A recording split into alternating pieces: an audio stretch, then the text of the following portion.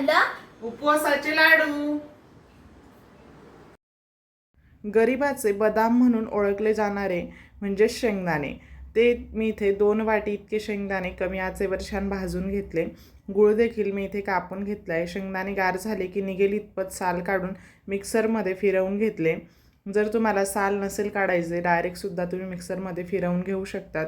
2 वाटी शेंगदाण्यांसाठी 2 वाटी गूळ घातला. पुन्हा एकदा मिक्सरला फिरवून घ्यायचे म्हणजे लाडू वळवणं हे सोपं जाईल. आता याचे आपल्याला लाडू वळवून घ्यायचे. तेल तुपाचा वापर न करता फक्त 2 साहित्यांचा वापर करून हे लाडू आज आपण बनवलेले आहेत. आता नवरात्री येत आहेत तेव्हा नवरात्रीमध्ये अशा पद्धतीने हे लाडू बनवून तुम्ही ठेवू शकतात. हे बघा अगदी झटपट तयार होतात आणि तुम्ही हे महिनाभरासाठी सुद्धा स्टोअर करू शकतात. ज्यांना रक्ताची कमी आहे त्यांच्यासाठी सुद्धा हे लाडू खूप उपयुक्त ठरतात.